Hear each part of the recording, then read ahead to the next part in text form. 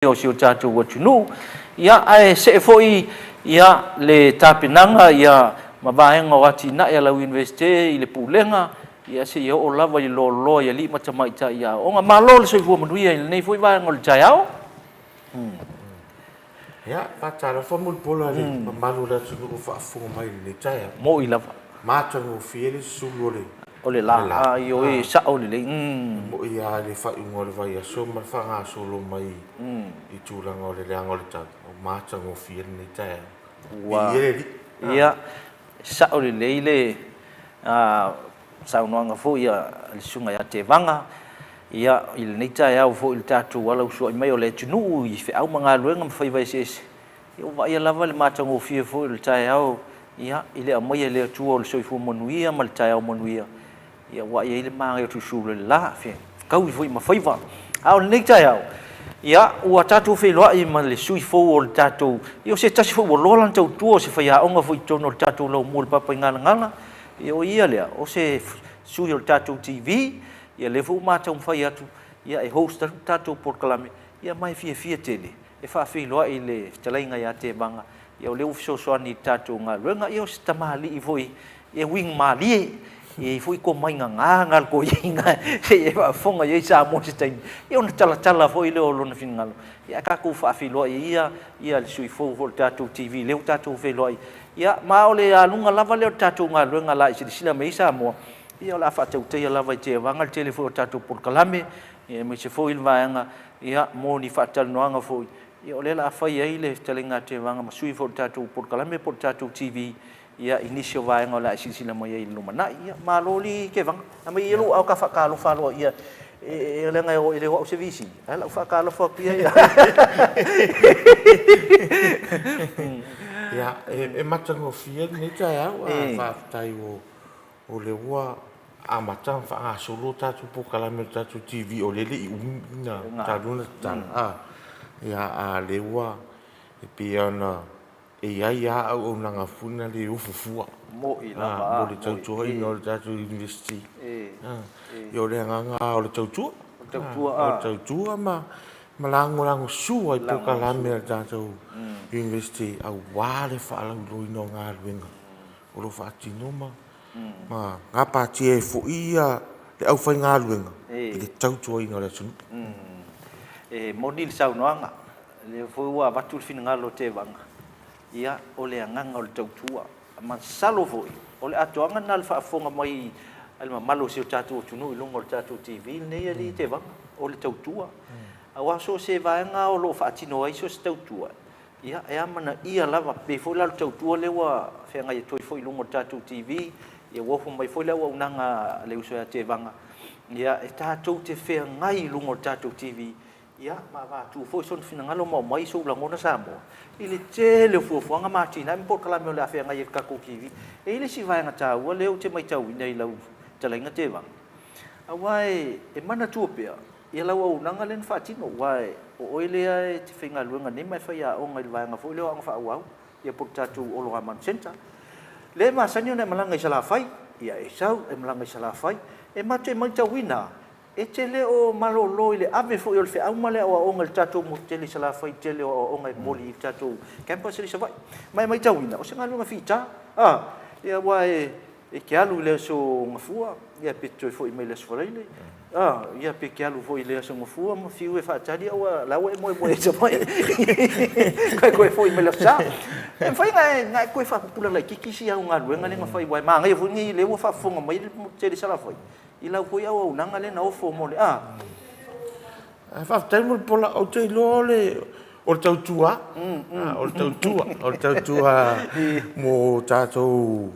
tangata no ufo i olo wa maule mo tele sala fai ai le na o le olo a manuna o tai al vaenga le o le fo i fai e isi tatou sa fai nga e pe le sa fai nga le wa onga le vaenga le faculty of education ia e malanga isa vai fa tau tai va senga wai mo i fo ia i le fai atu va senga i rungo ngi meo fa te kolosi technology de tala no i rungo computer ai pe o le matango fie a male ato wanga male ato o to o le whaafsanga i o lo whakalofa i o lo iyo o lo vai i vasenga tamai tia onga ia pela o nanga langa lena whai e tātou ula man o le tamu whai ai o sa vai ina ia ma whai ona wheso o tai le lei ma tātou whai a onga mai nā tātou o lo ave hira o nang a le ngata lea o le whaatinonga i lo ilonga pe o le vaenga na ona o le whaatinonga assessment i whapewtani ia po le ilo ilonga o ilo ilonga o lo whaatinonga la man very clinical pe whapea e practical nga e whaatino so pe ko ngā me e ka lue e whai le ilo ilonga a sunga whai a onga le tau wa veina tātou mtau e ta te alula ta te nofu tono le potu a onga whaatino rau o na ngā whai a onga le masane ona tango le ilo po o anga i tonu i mea po i ta iala mala fua i e tau ona fua i le ilo pe o le mafu anga na ringa malanga i sawa o le malanga ina ia whaatino ia au langa i o ilo ai le va per se ta faunga ina i te ua va pele malora tunu o le fi malanga ma o ka fa le o le tautua i turanga tau o ina ia so longa le dei me umai ai o lo fa wa ia wai e le ma to o la sunga fua pe todo faz a va inga le sa fa inga le o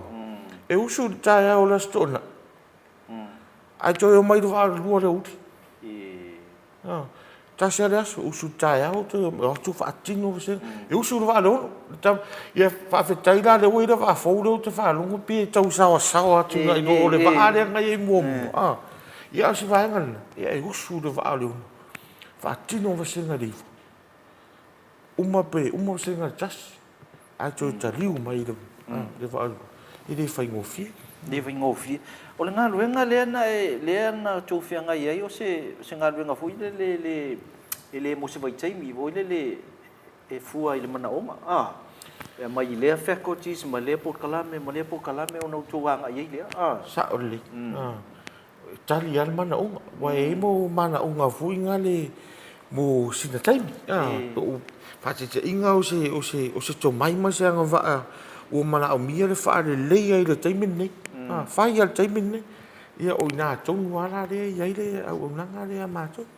wai e le va pera ma mana o nga ku rola ia nga ku fa sa we ala se va ngel fa fonga na tu le e ta tau ona tusi le lei ia le material po o se tusi singa ina e fai mata ia ia fa so tai le lei male male mana unga le o mai te leo se mana o fai ngofia o te roi te na tali e tātou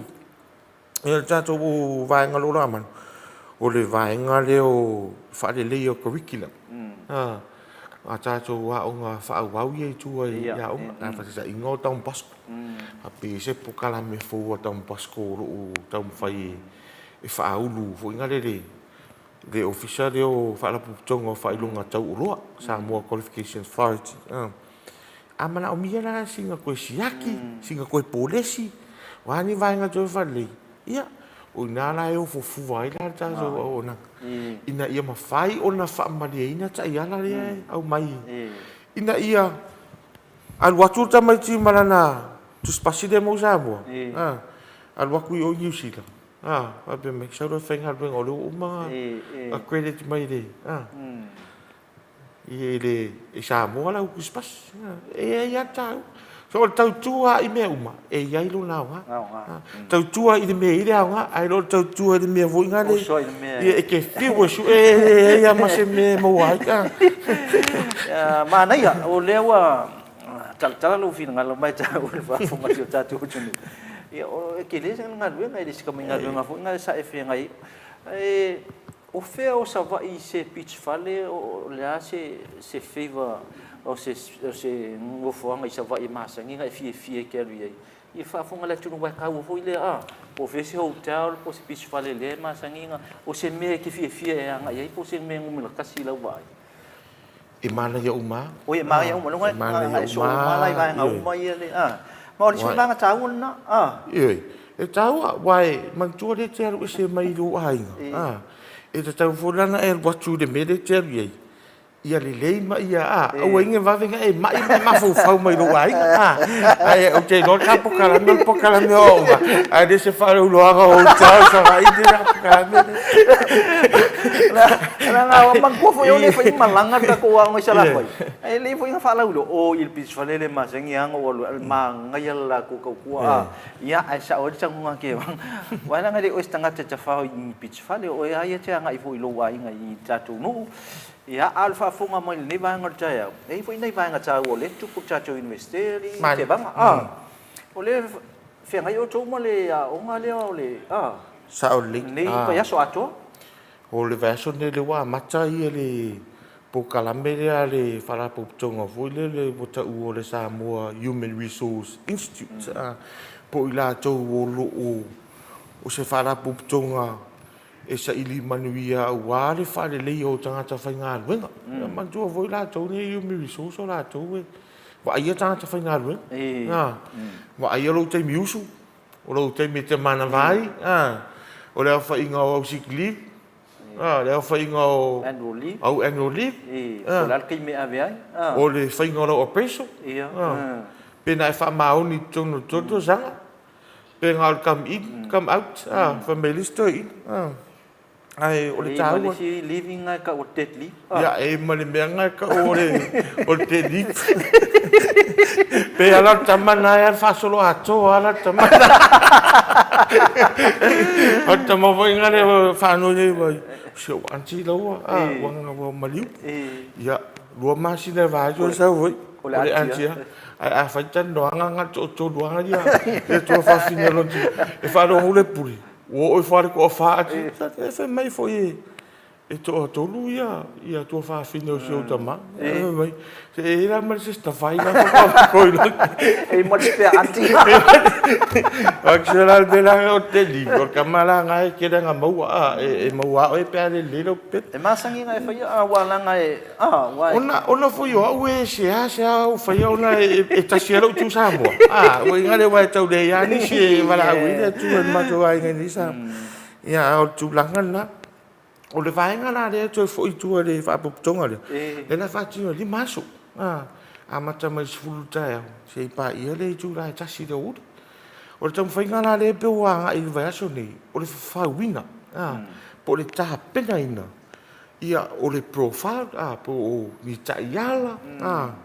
po o ni fa pe ta yo national standards po ni ta yala ile nga tsona fa nga luenga malo tanga sa fa nga luenga business ia ma va nga tu mo va nga fa pena e o le ta uala e ia se ala fua le ngota si ai tanga sa fa nga luenga uma ai nga i va nga voi nga tu la fono isi ai wa ile tu sel fa ya nga mal leo e tu sel leo male pa le tanga ta le ai e fa fuina sa o se o se fa finga luenga ia o se mo fa uru ia e ala vai nga lai ia o tom fin ia se ala fu e lima ta ina ide fa la pupto ole sili wa o lo fe ngai foi malta toa o ta o le ase mana o ngoi tua in tanga luenga ma fa tonga ma company wa fu ai nei o ta ole tom fin te le lavali ai man tu fu e tele nei la to yo nga lue po ta u practitioners human resource ya ele man wie ni fa i lunga fu e pe o mi spasi o level fa nga o nisi fo yo tangata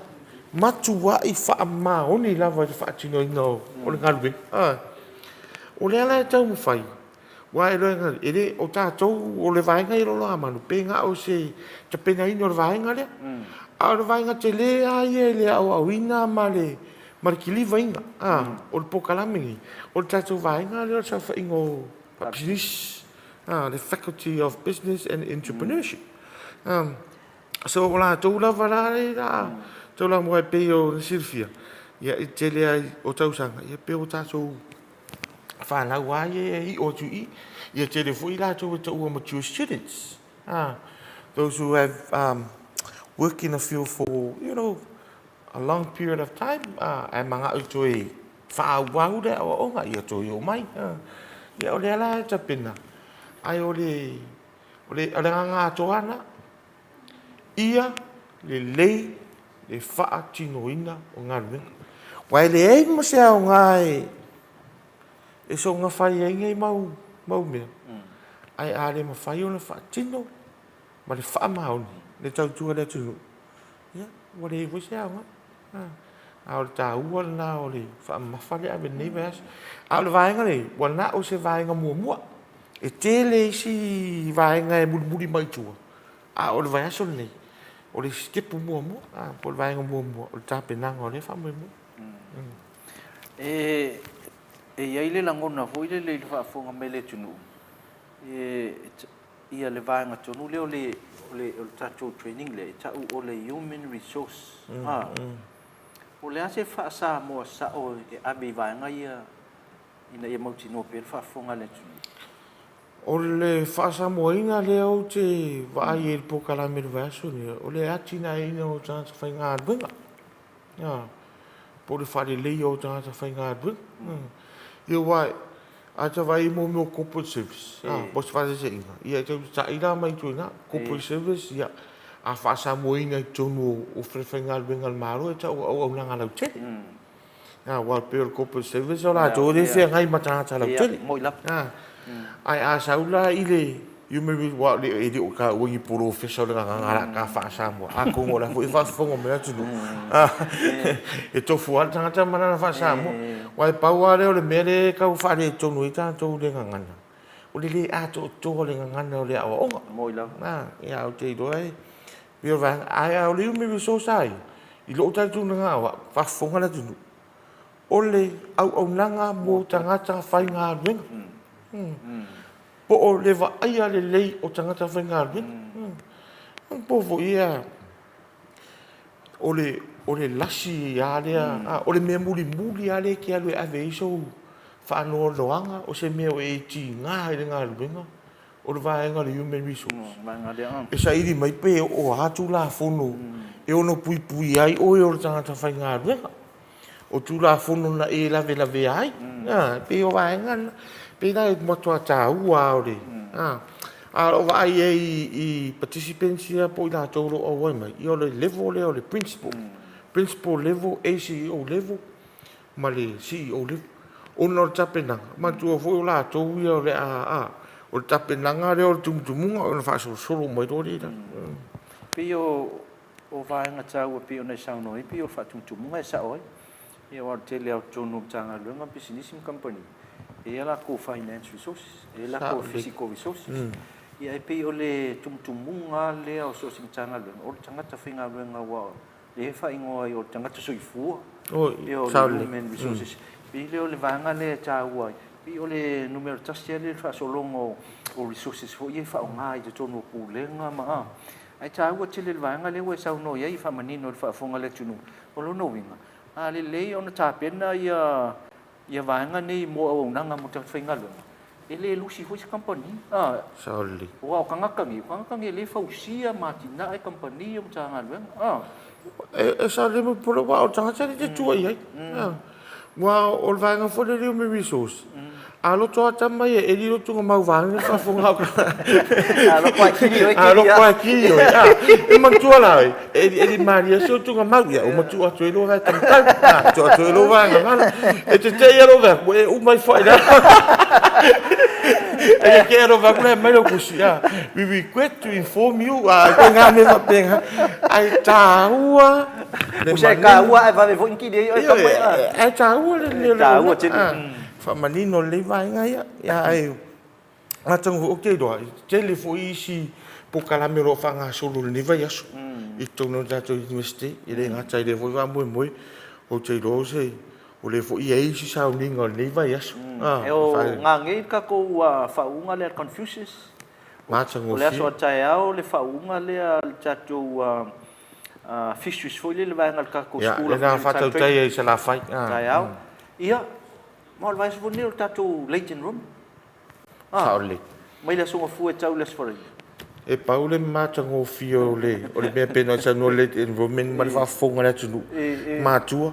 i la tu posta ma ti fa pe atu e le fio le ai se fa tai fio ngal pulsili le sui pule mal ma le pule ia mole fata na ngale wa o mai ele ai se tato le fi ia wa le fi e ko kia se da ka la cho fa popo ko fa popo lu ai fa tai le fio ngale pulsili ia mal le pule ia mole a ne ia lo wa fa ma venga fu nei ma tu sa o le se le nei ma tu manjo e le matua e fai ngā luenga le sa laki le pasengi e fo inga le nupi fa le sa mo singa se le ai fo i matua e le o iai le sa fanga ai ola i o tatou lau i dei le la e mo i alanga mo nupi fa ai pesa fa lango i nei se le ni ena fa tau mo i la tau ina mo se le i lava fa putu mai lea a tonu le peto a maua nei peto a to tai au de wo se la wo le stal a le fa mama venga le fionga le pule sui pule mal malo le pule ngale malo fa fonga le tulu e le se tato le fi mata go fi sau fia e sa waia te vanga sau fia e faila ristala ku sa pe kwai e le ia se fa salanga o fa ia po ni tupe fa popo i tongi o le tolu se lau lo mo tamiti fo ia e anga i mai ka ku semester long lo ia mo tamiti fa wa lo se lau ta la te destalai ia va nga ta wol na e le se sa ma tu ma le fo tu nga te vanga si lo to fo ina fa na e fo le atali ma la fine o le fo sa ia ma fa mo ia ta tu le fi fo le cha ti lunga ia e le se le fi ta to o le fi ia le wa mai me alo fa mai pulenga mal pulsidi ia e kau fa ma la kiki ngai vanga ia ona lo afia pe ta tu le covid pui ngol fa mai ia ale nga ko o le ha kau ko so fa nga malo ia e le mau kia tele ma tua le au te lo fa to a ma u mai le tala fia le mo pola le taia le se le fi la vo ma tua i fia ma fa be mai ia i whaaftai. Le la sau dua le stala, ia, le wape le la, pe toi dua sfontala ato, ia, sei, ili aku seo anko pe sanga 50, pe sanga 20. Sei whaako ai, leo dua se lau ta la, mo le whaawau. Mo le whaawau. Ai tonu se lau dua, mo... Tamatifou.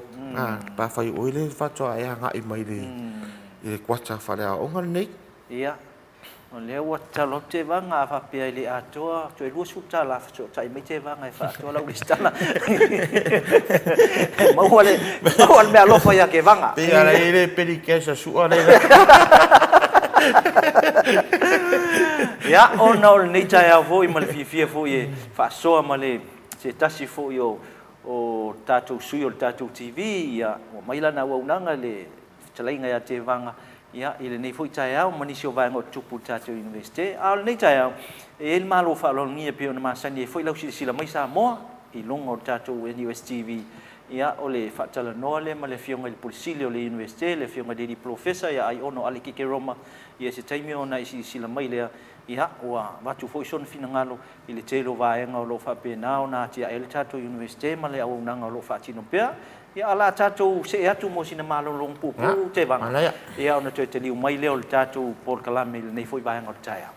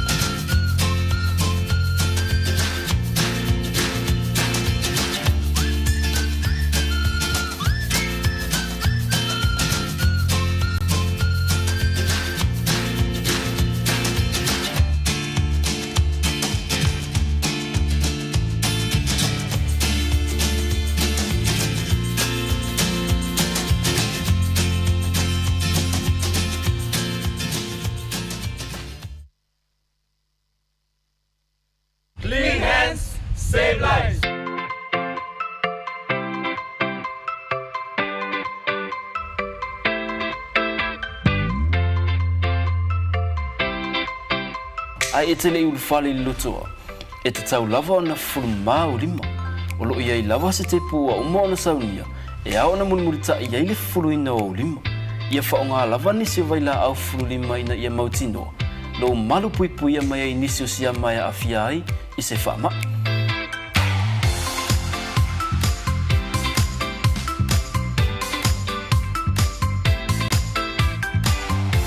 o li tu o le whaonga ina fo I o tatou whale le tā ua e pe ona silafia.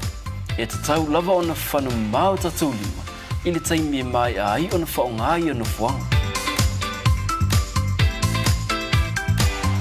O mea ai matau mafa ia sa o loto mai siama. A mata mai le fulu mama o lima. E tele soifua o le ala vea ina mai I whaamai. Pe a whaonga paipa ua mai o na fausia. Ia sa o loto le fale ai mai siama. O no fuanga fai tele matumutumu e au pito silio na lamatia. A wā e to o tele tangata o le auia. Whaonga paipa o lo I tutono le tato lotoa. A e a ngai le pasi, fufulu mua o lima. O le pasi, o nino fuanga wā piapi e whai ngō fie o na pepesi ai whaamai. E mawhai o na lavea ina ma whaasauina pe a whātaua a wala ma whātaita inga. Fufulu mama lima, o le aunga lea ma le whaamoe moe e ao o na whaalau teli. Tātou ngā lulu e whaatasi mo le mālolo ina. E ao na mata lava ia I tātou lava. E sili le pui pui, nai lo le tautonga fitia. Lima ma, whaasau I ngai leola.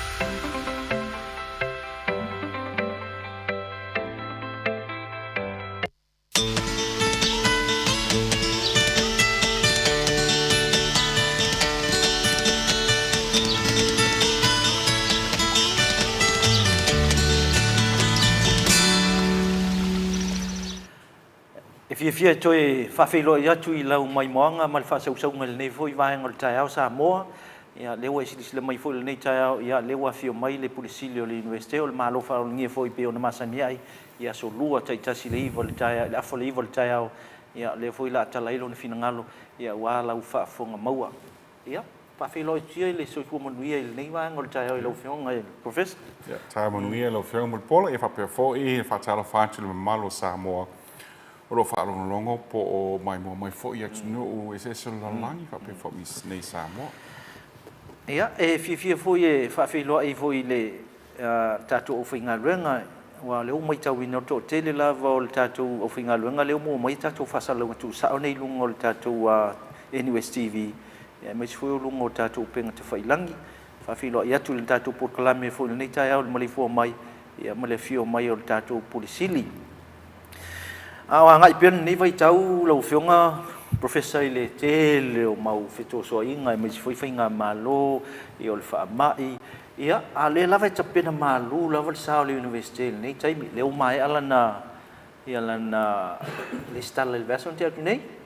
ia le fo mai tau ino mai ani sho o nga pu pe la ona ia na ia onga ia I le ngana fa saina ia mai se fo yo ni sho onga ai o le fisili ona o le faatino le fia finei le faunga le o Confucius. E mfaina e toe faapupula lai titi le tāu o neia o onga male anga I luma nei wa le ufa au e foi inisio alo ma fa na o le tunu le asol nei na di le fiafi. Ia whaftai lava. E makua foi e se ata tu courses e offer I university. Ia I la mo formal courses foi la le mo wifi long diploma certificate mo degree. Ia e se ai mau foi lá isi ao onga e pupu pena o se e fongi vai yaso po na yaso e fai ele a onga le ia mela ta o non formal learning ia e foi recognize foi lá ele a foi the Samoa Qualifications Authority ia fongi a onga fa pe a foi o Chinese language la po le ngana fa saina o le offer tatu university in conjunction with the Confucius Institute for le mai saina o la taulang na o le fatu pina mai saina le fonga le o onga la ngana fa saina po le Mandarin ai e foi lá tot foi a onga le foi a onga ile e foi ngile a o mele ia tot foi a onga le ia io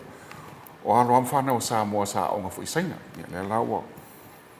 mo mai foi a onga tong tatu ngana fa saina le io na nei la fia fo e lo tongia e fo ia le fa nau le fo le sa a onga ile ile a fo le ngana ona e tau fo ile ngana mang fo ila pe ole o fo ngi te mi chona isa tele ana na o ina le ngana fa falangi ia ona o tele fo atu no Pacifica fo ile se la colonial rule fo ile le falangi ia uma fo ile na fa pe o Japanese le nga fa Japani ona o le language langa o le trade mang ko tele o ka trade fo ile nga vai temi ma o trade ma Japani ia temi nei la o le tele trade le ngata o Samoa le o nu is le langi o le trade la le ma China ma China ila no winga la o tele fo ila o tele mai fo ila la o fai nga venga a China tono Samoa ia ma o tele fo ina isi fo I ainga fo le Samoa la fo I la tu pa China la fo o mana fo ila to e a o le ngana fo I fa China ia le la wa ye fo ila le interest la le fo ila le e mai fo ila le e o hinda le ngana le fa China ia la e to lai tia nai fa na la o ngai la le ngana le ngana China a le fa mo fo le acton we e to te la ni se mai fo le kwa o ia wale ai fa ku pe mai China le fo ngai le fengo a ngai ia pe ta wa fo to te fo ta to o po fo ia taku kula fo no foi le ale sto se fulu ia fa na tono se vesenga ia no wingele tong of hingal course while ele economical ia LIC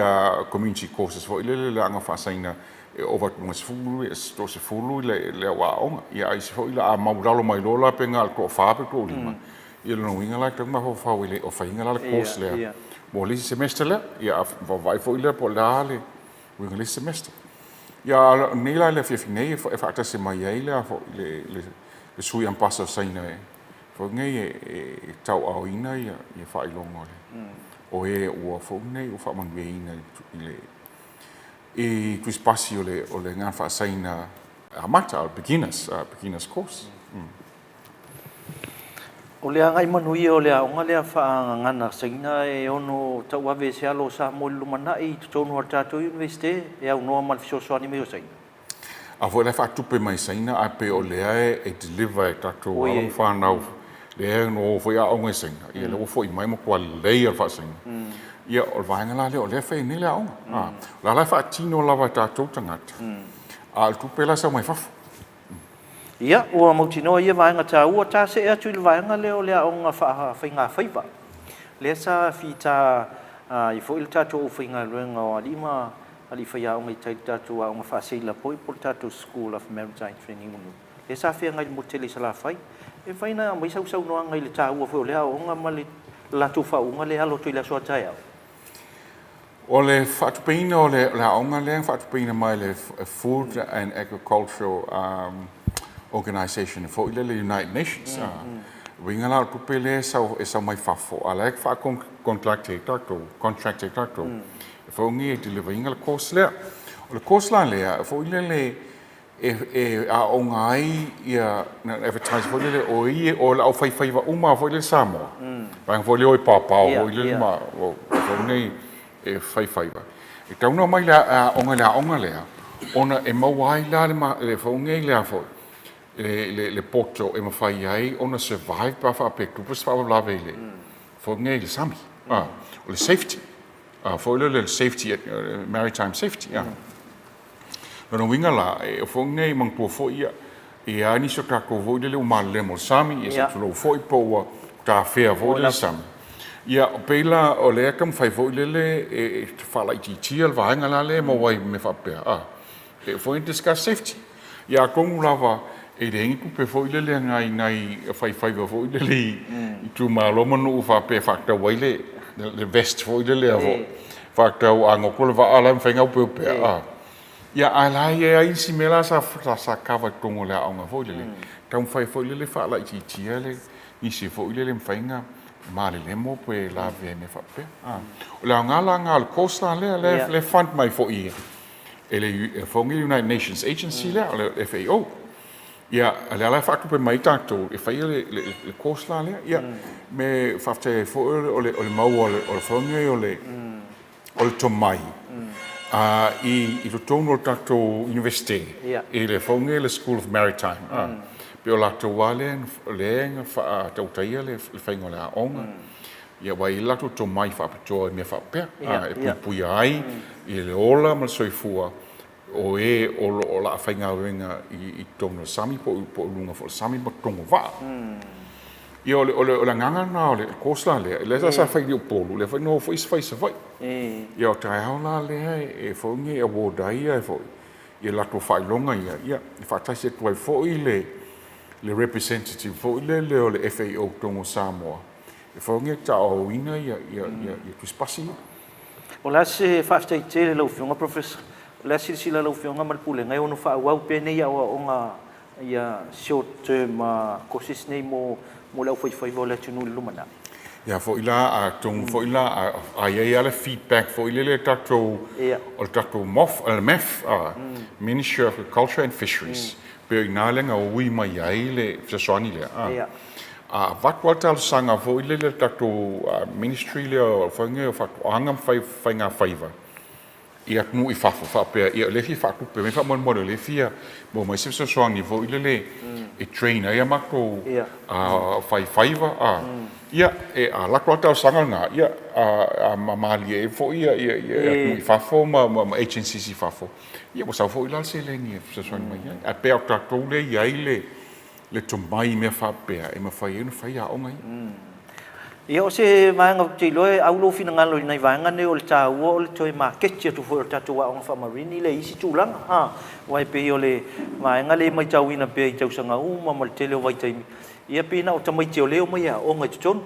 I va senga nei mai le manga su ton ai le o foi ona lo tu tu isi o na ngai nei tamali o le tunu le wala le poto masan ai le o foi na a tope alis tu spasi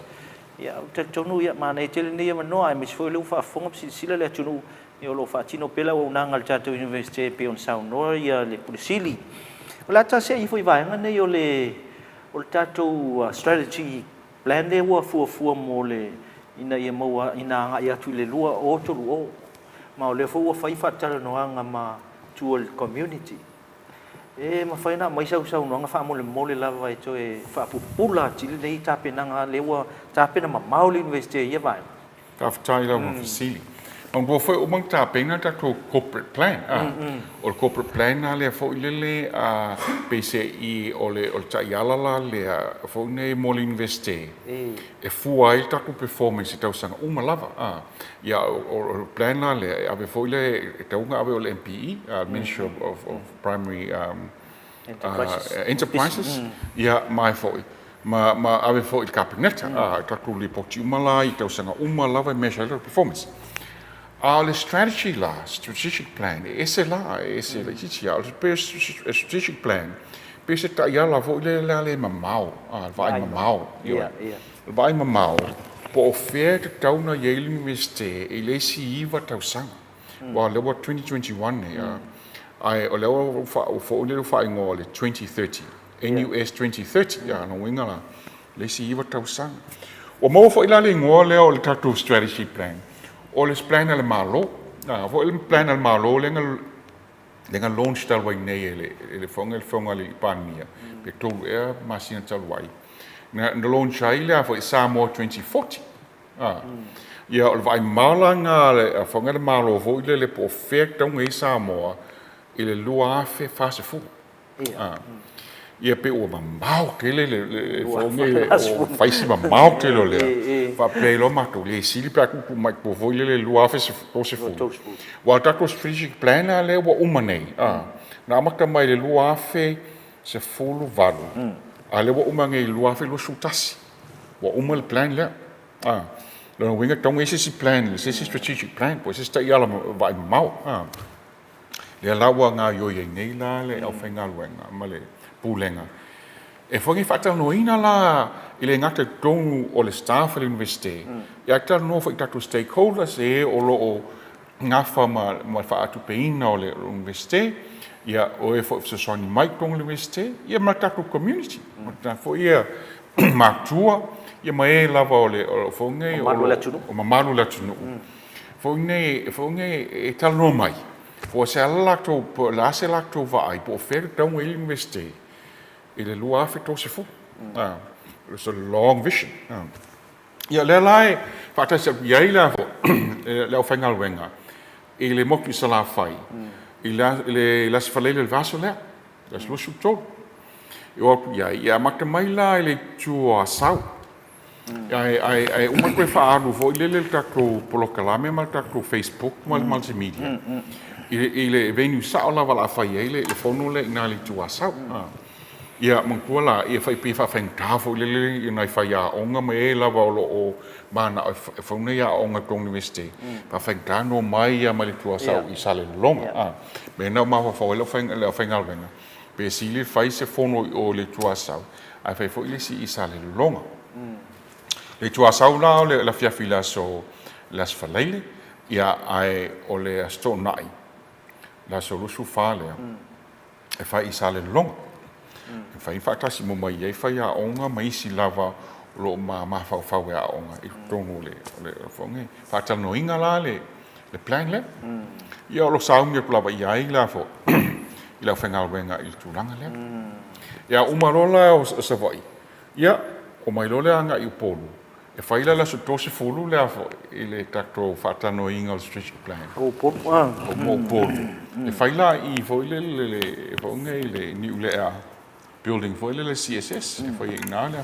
a fai o que le foi o mai a con la se fa Samoa ai o le la foi la sto sulla svalile la fata si mo mai la ma le a foi ia ai foi inisi la fai ngal venga fata si ia o mo feng tal no la fai ngal venga ile strategic plan ai a fa pe o la sto fulu o lo ma fa foi inisi la fai ngal venga fata si ia ala foi la invite me foi ma le council le foi ngal university ia ile foi la fata no anga ia po fe e fonge Maleifua Mai le fina ngalo le tunu po fe taunga i universite le si iwa tau sanga ia wa me afa fa pe ia taunga o iwa tau sanga wa taunga i sta ko fo ia o nga vo le fa lo ia fa pe na a me le ma fa iai a tonu o le ta yala lea instead fo le fa pe mai taunga i se sa o nga fa lo ia taunga fa pe mai po ata ko values o ata ko foi le la values fa samo ale anga tau foi le me fai anga fisotai ia me fa pina foi le values foi le anga tau sili sa anga tau sili me fai na foi na fa ngala anga tau sili foi le e fonge e ta ia la universite e taliengi fasili e fonge sa lumanai e a con e o aqua iai o mawal tali fasili le pe taunga yesa o nga falo ia pele ai io pe o values la ia kai dai fo le lungo tako e le mangkua la o values humanei a tau sili humanei e le ngata nga o fengal wenga ia me se fo la ile community ato community must stakeholders fo si e mai a se mau fuanga tau ma le tau i lo fionga professor e ma fuai ona mana o mia le atunu e a mai sala tu i putitong ai wa le fa so lava fina ngalo so la pule tono le o le pulenga e mai se foi le o tama mai ia ma le tele o au fai pisinisi wa o tua le tau le se ma fuanga tau wa apa i tol tatu watunu e mai so la tu fina e tau na fa tau ma tau tele le ma faufaunga po ni mana onga foi o tato na maru tato atu no me fa pe e lima taita ina ai e ngalwenga universite wa pe e renga o tato ha fo e ona universite universite la no sa mo ato no winga la e tau lava lang na mai se fina ngalo o fo nei o li ma fai pule ia fa pe foi le maru la tu no tua po fela te mana na va ai manga ta se universite o sa moi la Le no winga la e tau ia mang ko foi la o tupe ia fa tupe mai universite o la fa tupe o tupe mai malo lo no winga la e tau nga ia se sao e tau nga se leo o la tunu po fe tau nga aru ia le va a universite po a courses e fai po o fe fai courses nei ia ai if so soni mai ai fa ngai il tato le faunga po winga tato va wa e mo ia le o e fo to mai kong universite ia ai le la o makele lava tau wa ngai fo na include mai ia i fina ngaro la tunu i fainga le o tato ta iala le va ai mau sei ta se mai ia fa teu manino ia le vala a sei ta se mai vanga le o le amana ia o alu fa na lo o mai tono tatu universite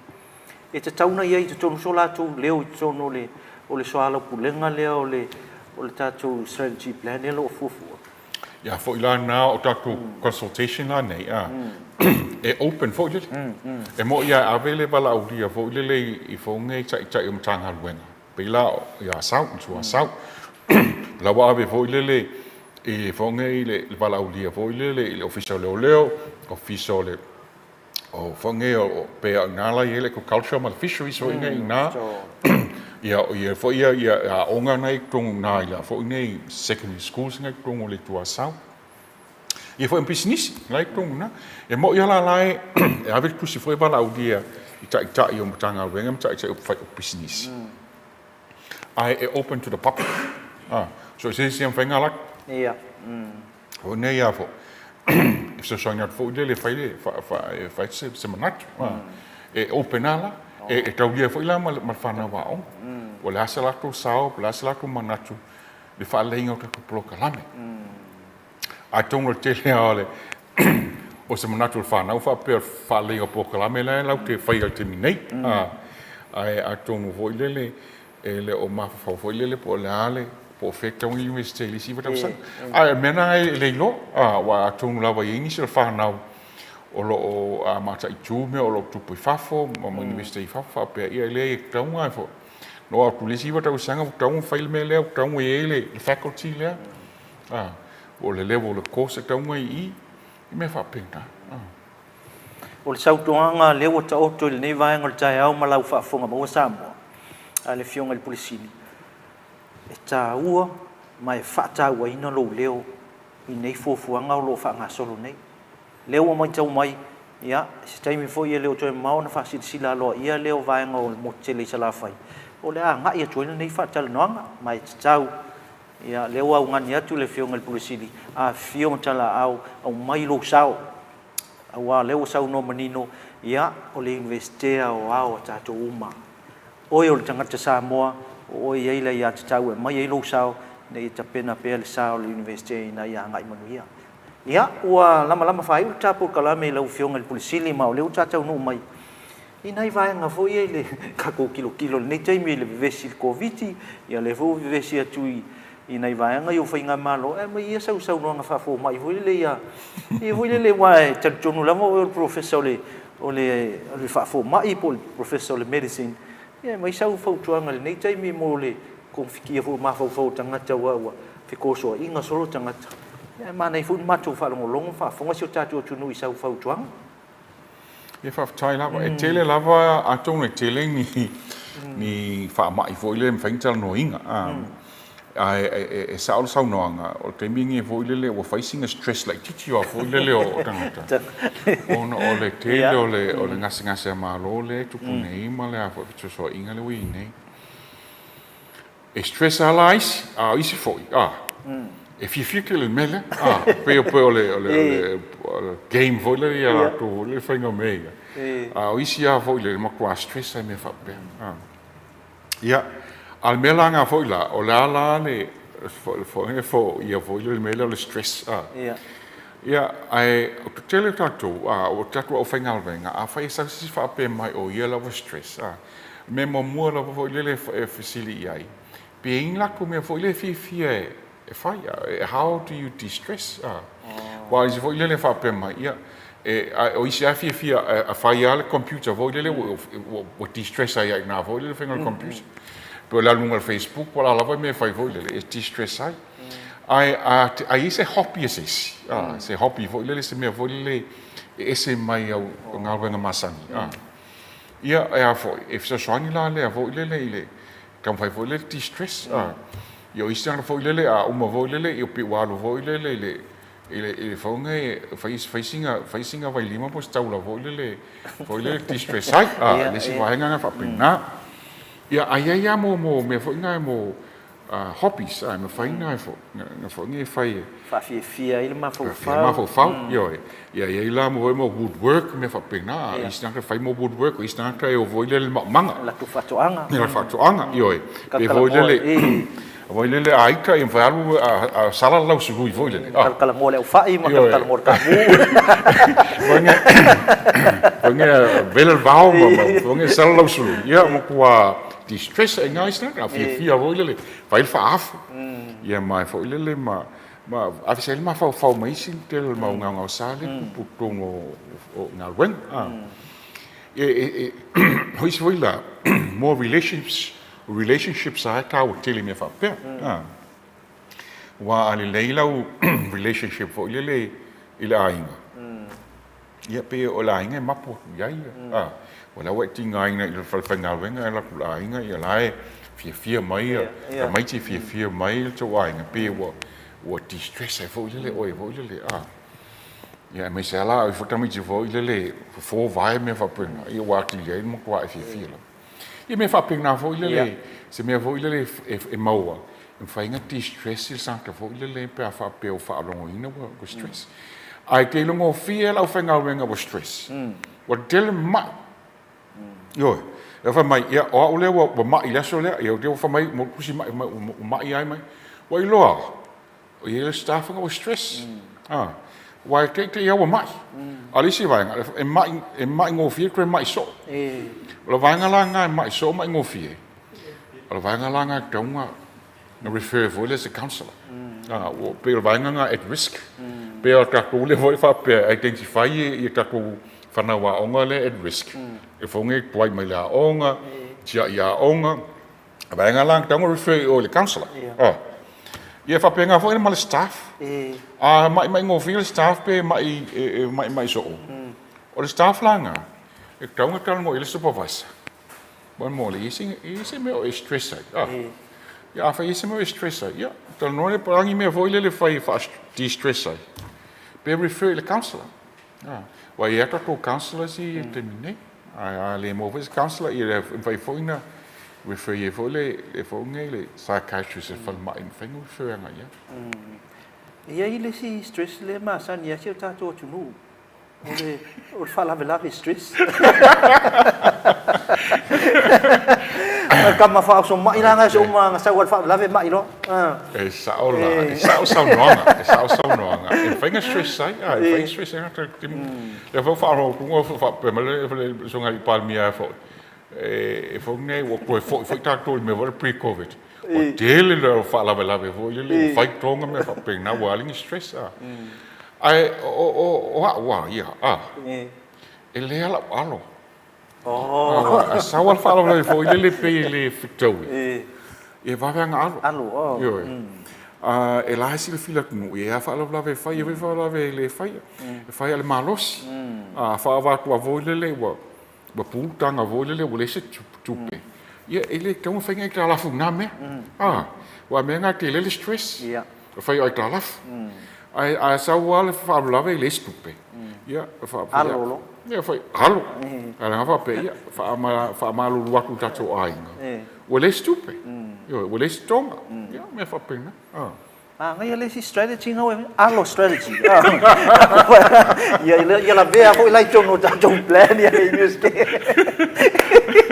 na ia fo tuanga mai ta ua tele fo tuanga le fo mai ia po le fionga le professor medicine le fionga le pulisilia ai ono ia il nei foi ta au mai sau na muli le fa ta po kalame ia se fo tuanga mo li mata mai ia on le fo tuanga mata nei kwata ia mi se fa malo ile au foi nga luenga sa fi ta na vai so il tatu enrollment sa fianga ia mai nga fa lo ia fa ta lo mo pola ia fa ta ya tu nga fa ta il tatu ofenga renga ona o ngā ruenga whita, ngā o malpo o ngā lue e whaunei e whaafoele, ma whaamaupopo tatu enrollments lea o matu ia whaapela te minei e kusa o Maleifua awhi ona se lau le whaunei le whanawaonga lea leo restawa te minei e whaunei le second semester. E o e sao whaapea mai e maurunga numera o whaunei o whanawaonga fo le first semester. Ai pa ua vo le second semester wa fo o isi o whaamawai o isi o ese. O isi o le continuing lato courses. Yo isi foi uma foi lato courses. Pe ila le STA foi le stimulus package le na fai. Uma foi ila courses le si vai ngana le sa fai lato diplomas. So e fo ngai fa malo ko fengal venga mo ngal venga o fai e le wai le ngal venga na vai aso e le wa mata ia fo ngai ia classes vaso ne ia onga vaso ne ia ala po pisi fo ila fengal venga ia fo fai ia onga me fa pena ia e fa na ko fo ila fengal venga mang po fo i o tatu tautua i tatu tunu ia tautua whanau ma whaunei ma tua ia le tatu o unanga e le whaia o onga whaale mo le whanau. Ia ai whaunei ai whaatalo whatu fo i le whanau ufutue fo i mai whaunei le onga le second semester. Ia mangkua o nisi o kou o leua o whaunei la whai ui e tau degree. Moila. Ia lano winga e whaunei umata fa ingota sang nei ia lato fa ia ai fa u lato fongai mo lato degree le fongai graduation fo ia mati fo pila to sanga le ia fa malosi ko tasi al semester ia umorola ia ai fo ai olisi fa nau le lai le ia 1 poli 2 ia fongai fa malosi mo po foi o lai e whaunge e talo sia mai o kou e kou mātua. Ia la fwoi e whaamoe mai i Samoa, whaamoe mai la tunu i tau tau whainga. Ia wā o tau o whaunge o tai o la tunu i tau sanga o lumanai. Ioe, o mātou ia e urisi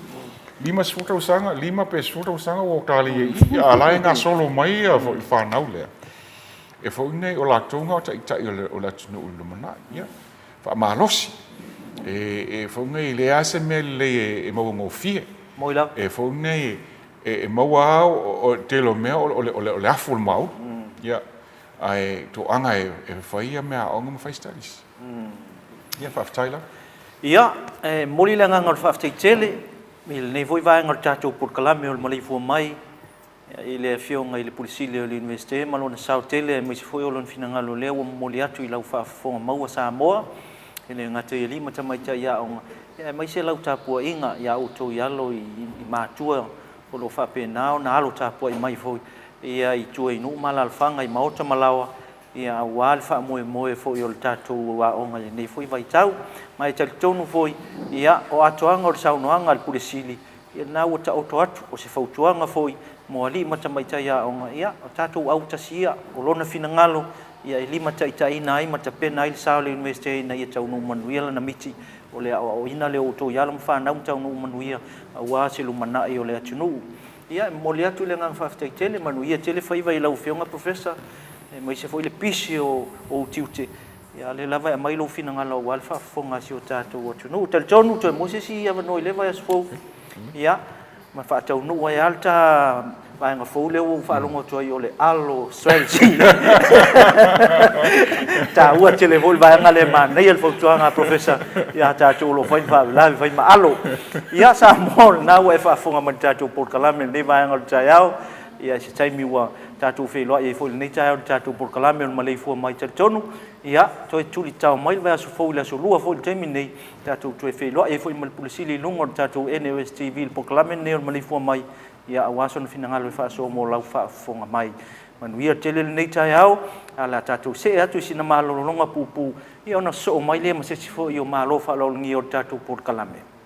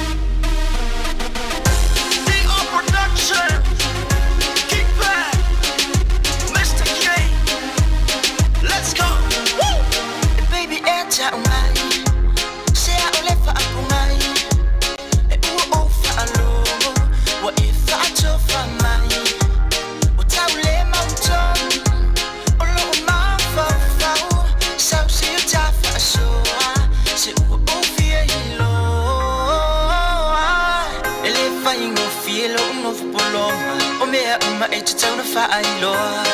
o le nasunga e te loa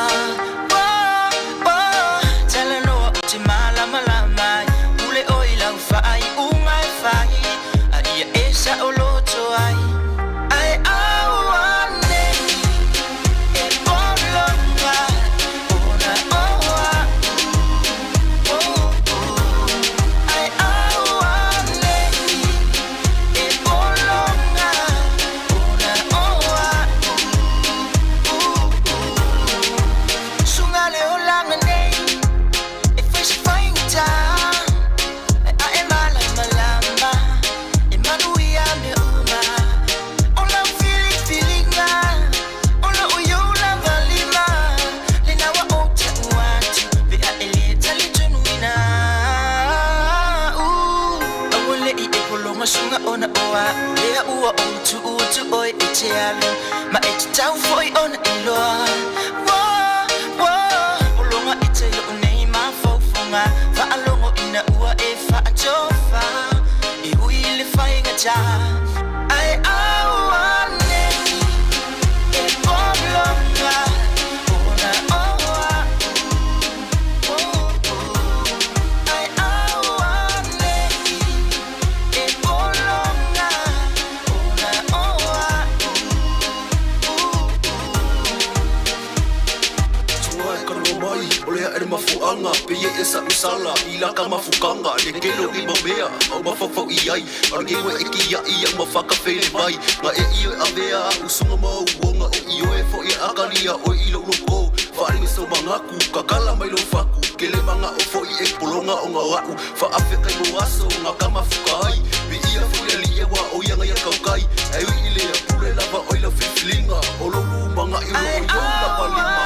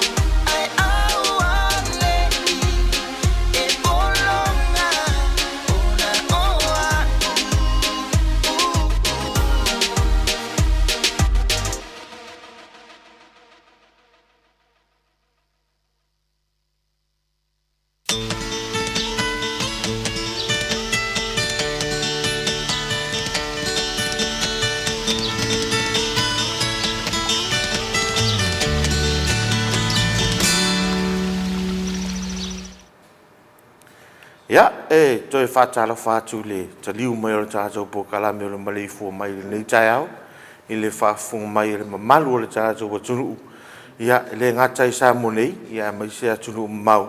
I o lo mafuta mai luno o tātou Facebook, ya mai sea o tūranga le internet, ma lo le soifua, ma lo le lange ma.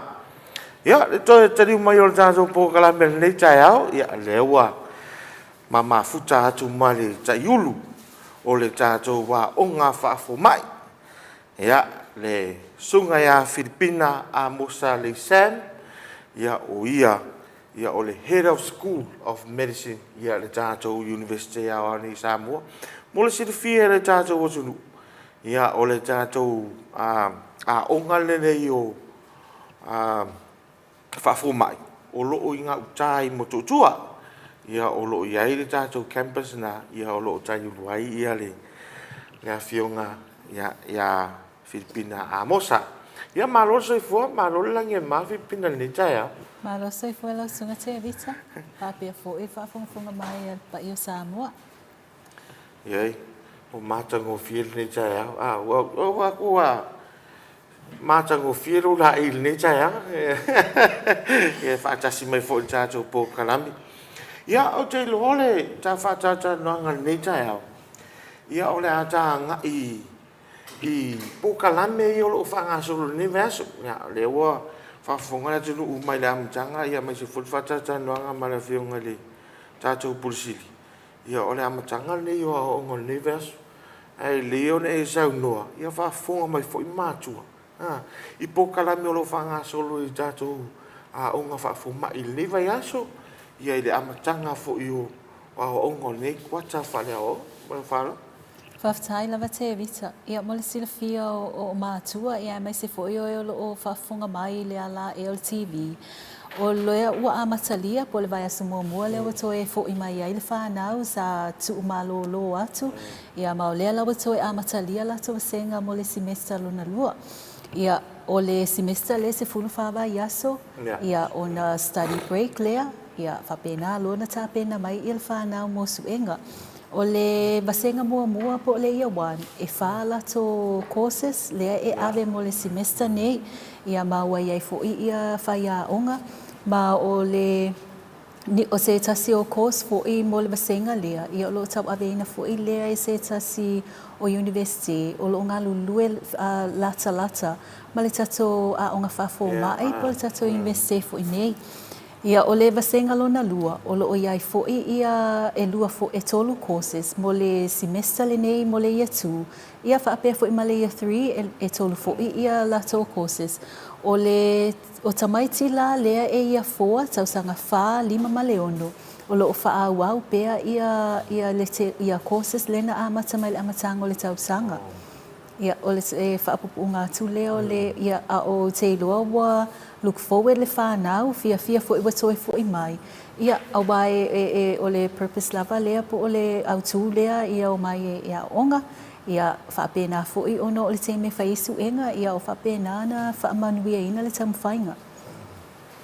Ia, ma leo e sauno manino lava I tūlanga lea o mata upu le la tau ave ina e alo whanau I le I tātou semester nei, ia wha mo le vaenga le tausanga mua, tōru mo le tausanga mua. Lea fui e mau atu, o loo iei se university o loo whapaanga ma le tātou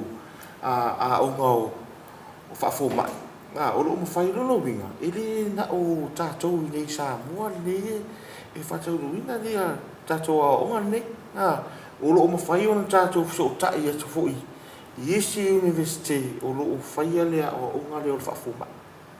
E sa o le He sa o le lau sa noanga te vita.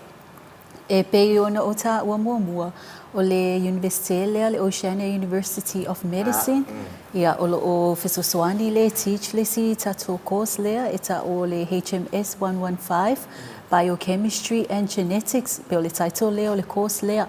Ia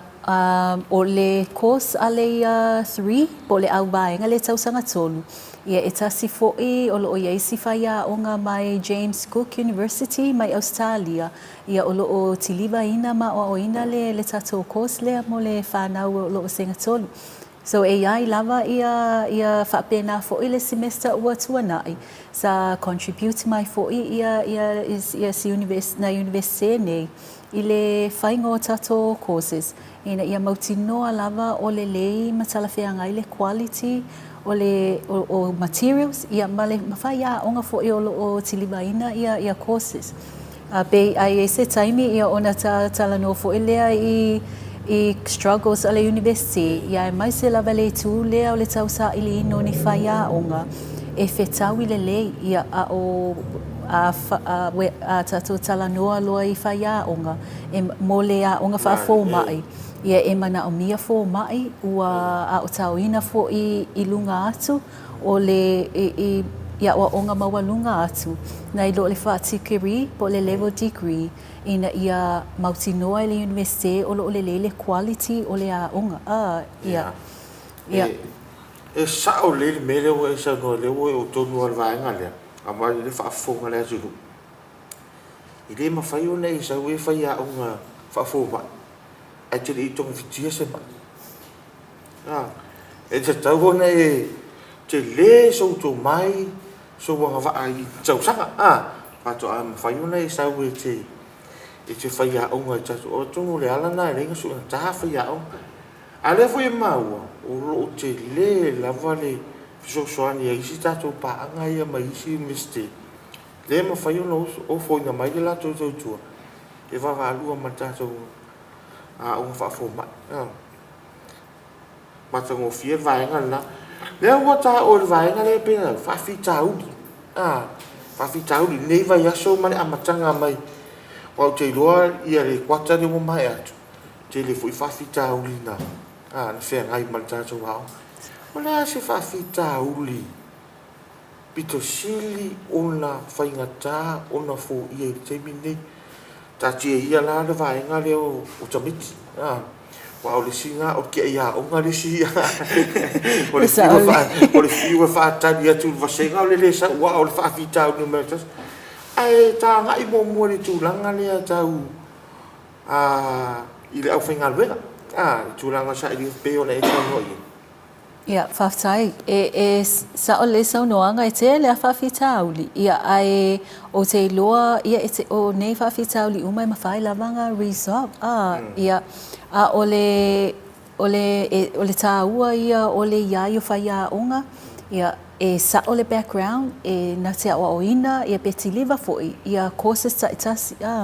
Ia, pe o le whaatatianga o le curriculum lava po le silapasi a le aonga whafo mai. O le tausanga mua lava e whai ai me ta o basic medical science courses. Ia e mawhai la e non-medical. Pe o courses ia e tau le mana o mia se fo ma e teachai. Ai e mana o mia ia tangata ua specialized areas ia ta itasi. E lau te a o ina. E le whanau. E o loa lai leia tu, tausanga lua, tolu ma whaasolo ati lunga i le tausanga muli. E matua mana o mia loa la le fo mai. E teaching at courses nei ia ai e mana o mia fo ia fo mai. E pito silia na desirable pe mana o mia te le se fo mai. Mai a tōre ma fau ma le. Ia sa o le lei. Ai e tā ua ia o le maualunga te isi o le level o le awa o ina. Ia so o le mea lena, o le mafuaanga lena, e whaingata i lava ona e wasila fia foi. E tele o le tele o courses, o lo tato wha moe i fo mai o lo i lunga le whale mai. Ua uma fo inga whai me ta o postgraduate studies po training. E lau te a o ina courses nei. So le fo i la e whai pa anga ai le universite ma le asosia fo mai, whaapea fo ia le asosia fo mai tutu atasi Samoa. O no si vaenga lea o la tau nei o lo o fili mai ai ia fo mai. E a o ina ia tato courses. Ia pei o le whaafitauli a o lo mawhai lava mga whatia e le tato a onga. Ia ono le wawhea loa i lea ma tato ma le Ministry of Health pol matanga luenga fo iso i fua malo loina. Ia ma le asosi fo ma i Samoa, whaapea fo i le asosi fo ma i tuto atasi. Whafonga mai le turu leo manino. Sau no lama lava le sunga Filipina tu sai ma. Au nanga o lo foina le tatou o ngā whaafo mai mo tutua. Ia, tele a whawhatara whamai, ia, ngau tātou wai, e ngata ai nei ngau tātou wai, whaira ngā whafo mai. A leo whafo mai la tutu, le ai. O lea tātou te whaiwhapaanga e le ngata o le tātou o UM. O Australia lo o foina mai le la tātou sosoan. Nā mata mapo karame mata no le upula le tautua.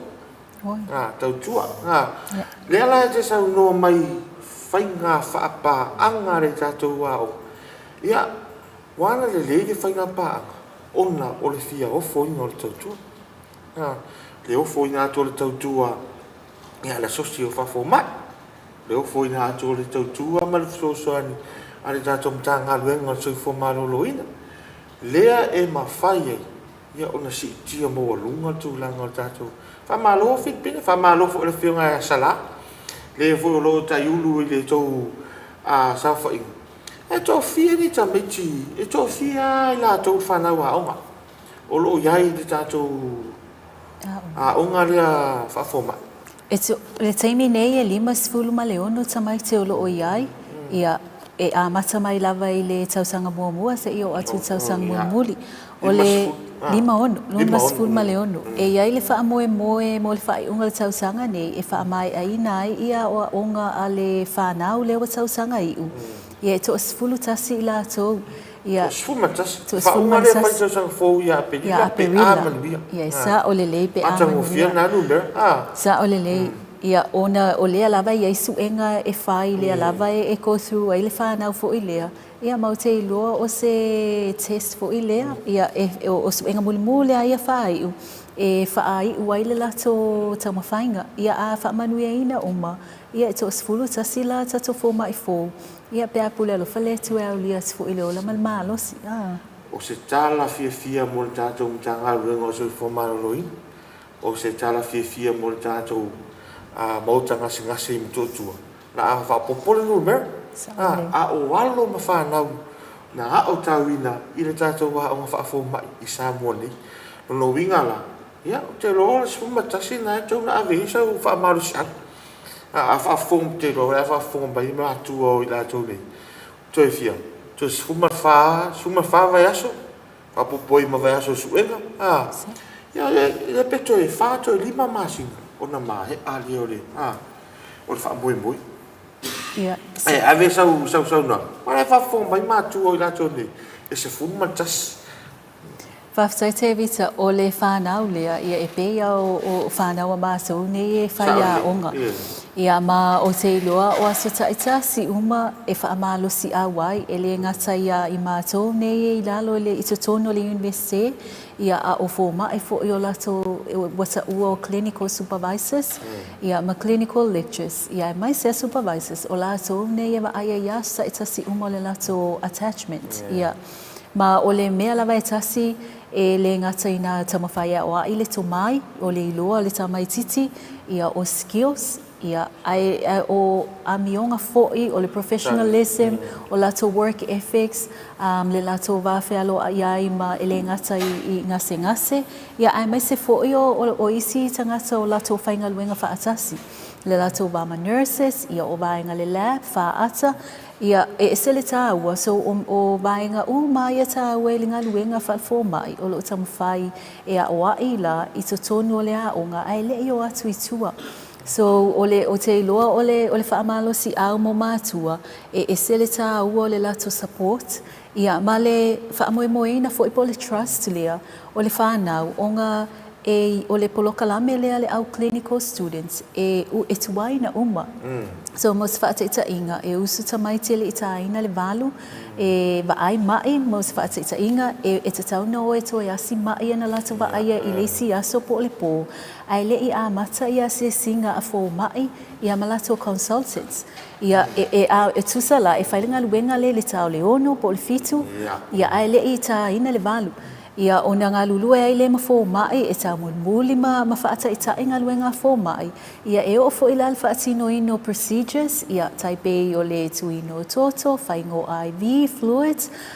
ia ma isi tongo fitinga. E mana o mia ai le iei o tamai te whaata i tai, a o iei fo mai ne e supervisinga la to.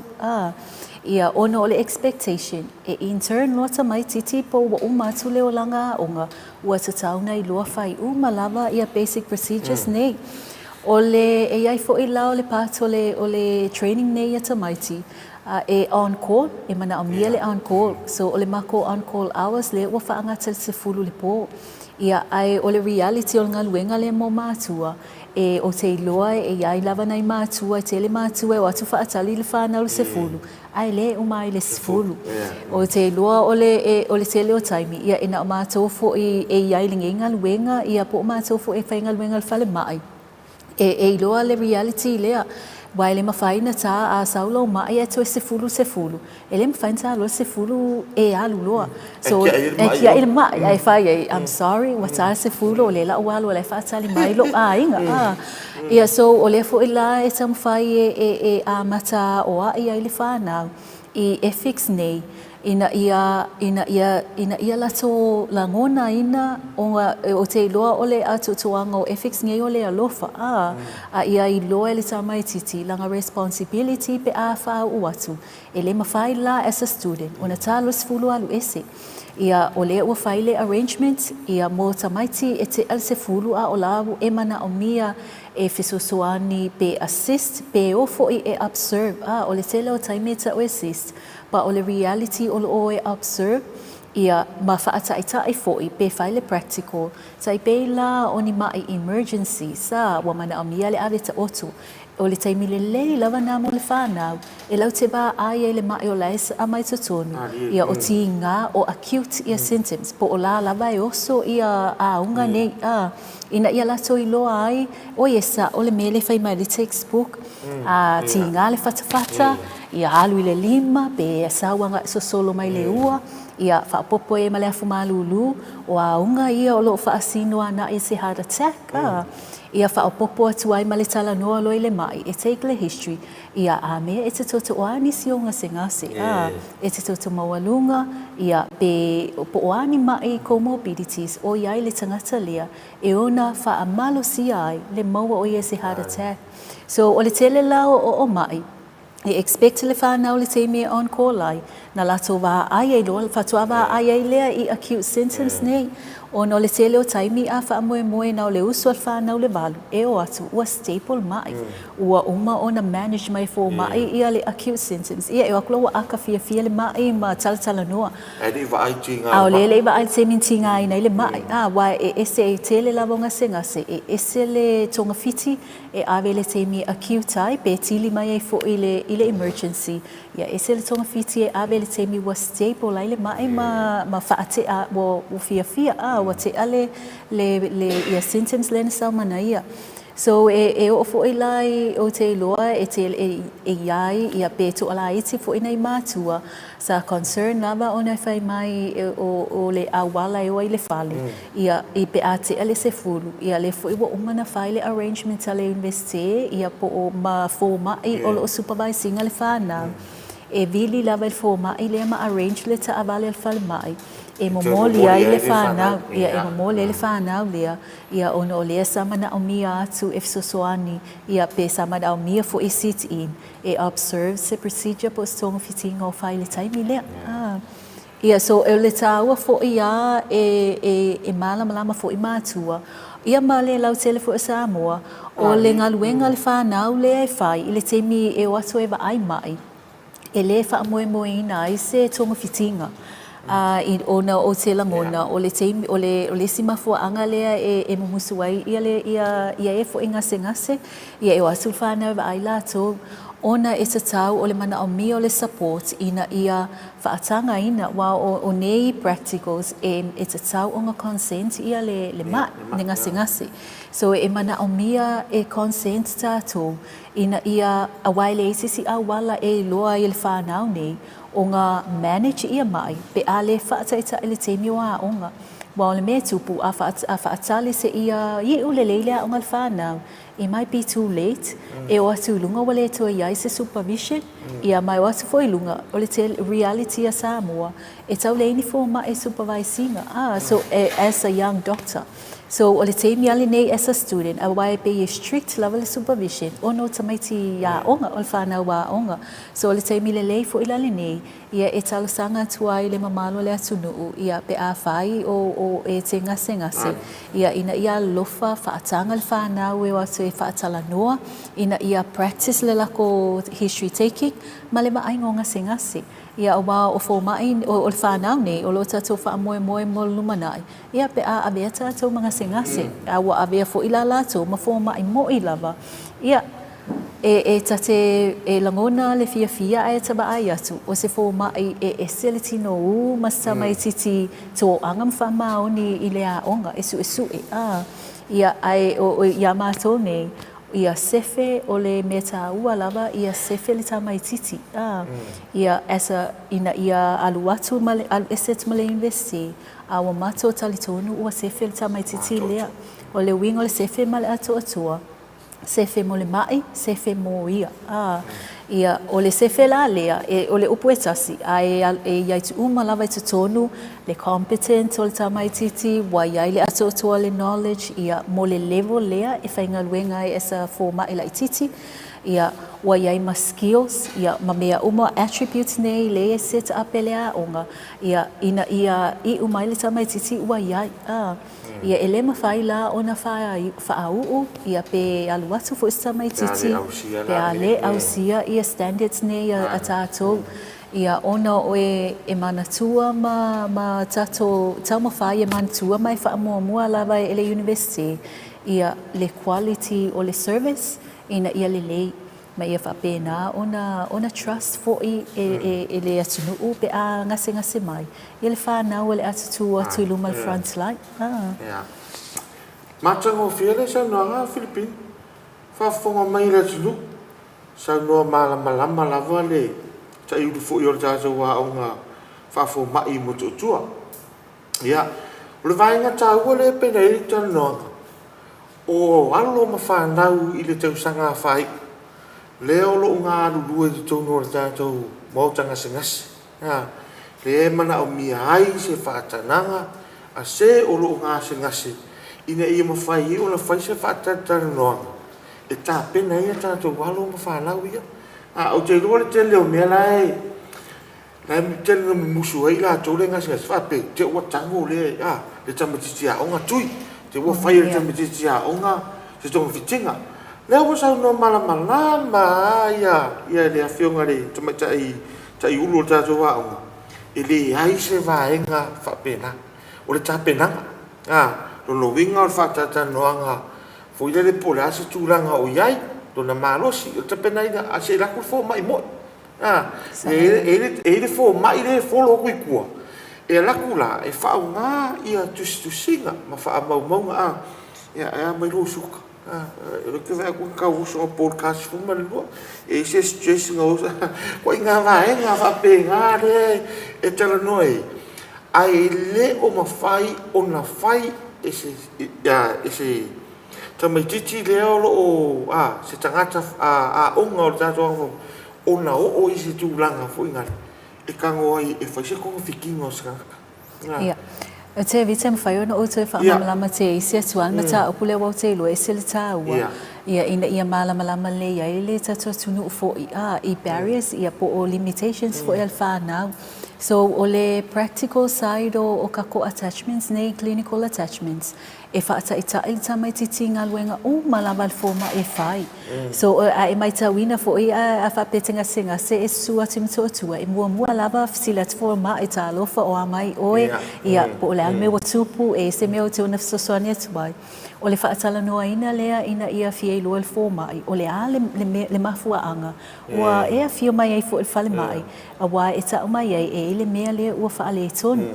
Ia o le whaatala noa ina ma le taking ala o le history. Po le history taking. E se le tā ua. Ona e o ina le whanau. Ai signs ma symptoms e ta o mai le mai a whape ma le mai o saua ti ngā le whatawhata mo se whaateta inga. Ia i loa le tamaititi.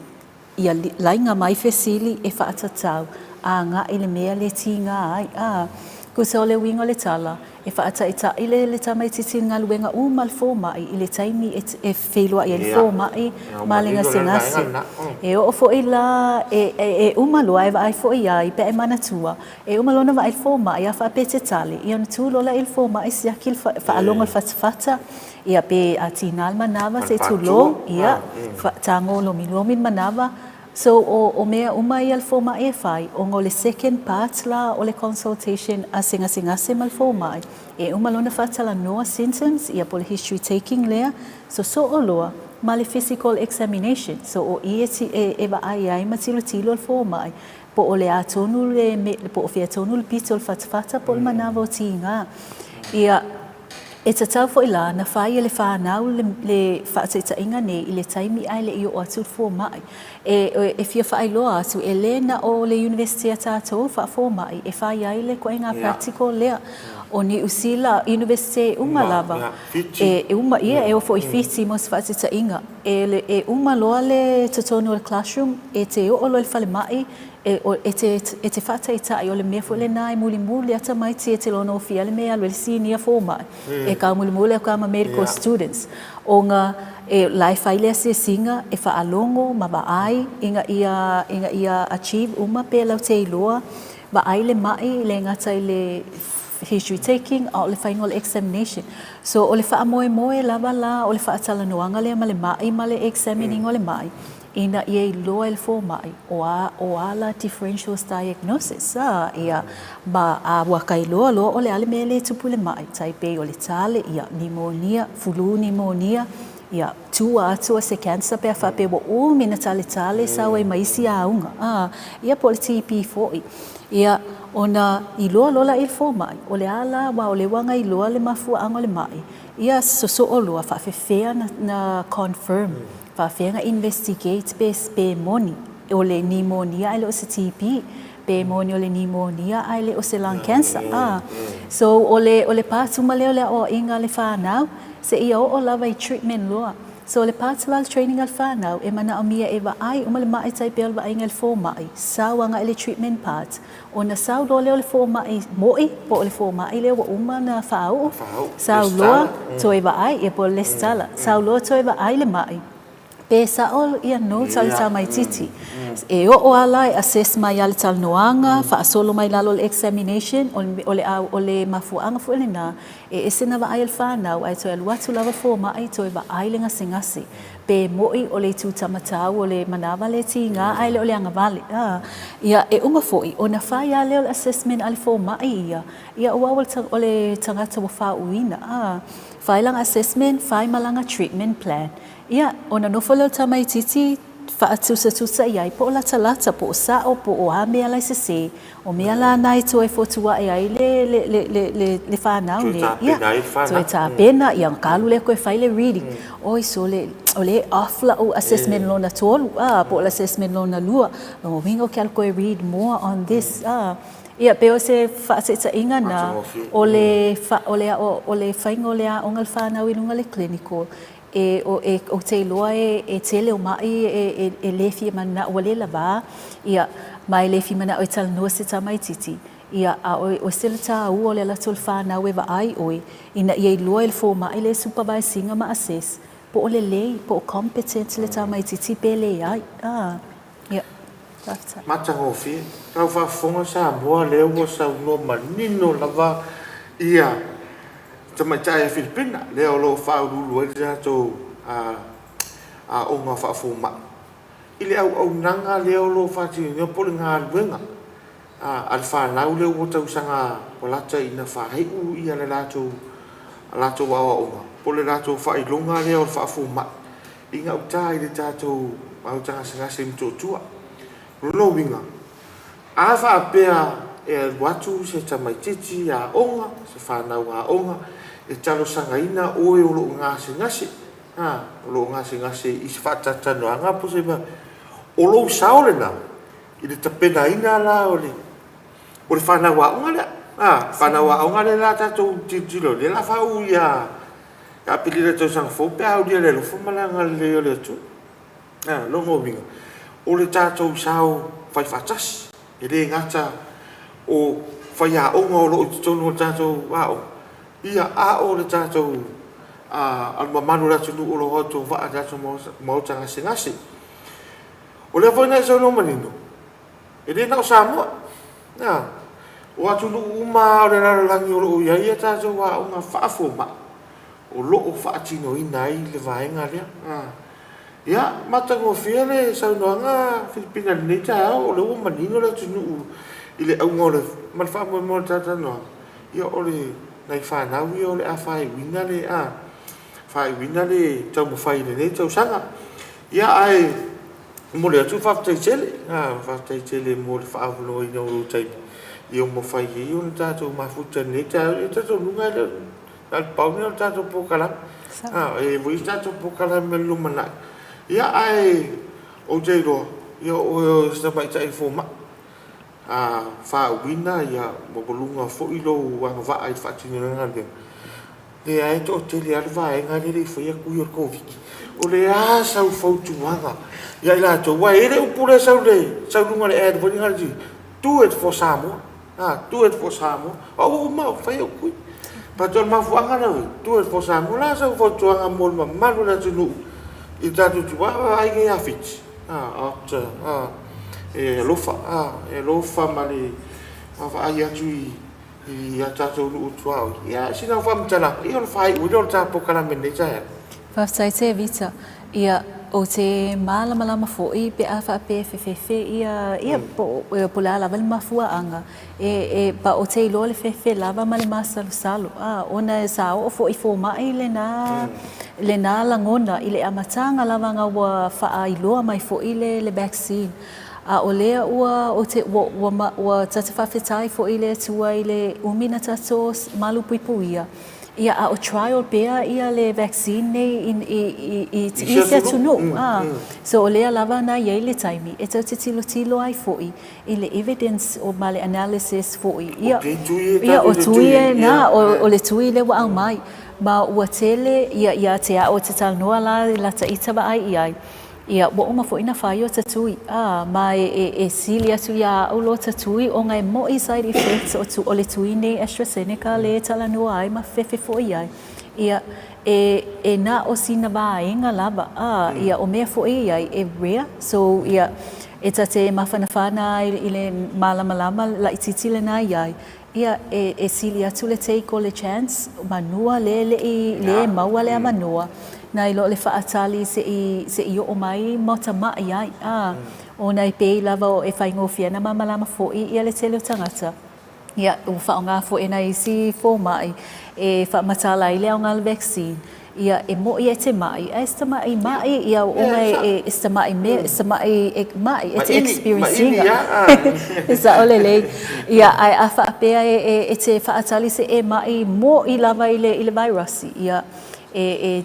tūlua i le maliu pe maiti ngā ina. Ia ma o le teimi nei a tato tilo ti a whiti wala talata mai ia e kake lefia tusa peta te mamalama vaccine pele ai o te tui. O nga e sele le tāua la wa tele i tangata laulangi wa tui ai la lava i soifua. Ia mana ngā ai nei tama i tangata lava o lo iai ia e o nga malolosi ai le side effect o le vaccine lea. It's also expected e te tau la fo ena mamalama le tunu. E te tusa fo i le introducing a tunu le vaccine fo lea po se fuala au fo i. E tate allergic ai. So of course te iwa tupu le mea ia te oe se reaction o se hypersensitivity reaction whaapea. Ia laila talata le whale mai o le mafuaanga fo le nai te whaatali ai mo i te sono 20 minute se iwa ai pea lia e mai ia te oe. Ia mai e sa foi, e rea foi. Ia but of course e ia le taimi te iwa tupu so e se fe lava lota ono sai. E tau te wā ai fo i la lofa i tato whānau mai e matutua. Ia ele o mawhaina tui. Ona te e ua o mai le wha mai. E whesosoani le meta o le herd immunity.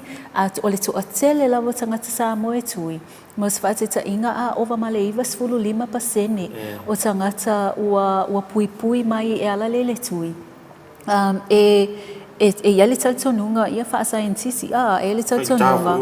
Ia e mawhaina pui a tuele whanau lele o mawhaina tui. Ia mana i tangata matu tuele o mawhaina tui. So o le tāwala le na o te whautu atu, ia ma le tua lalo foi. A whai te tala vau, ia a whai le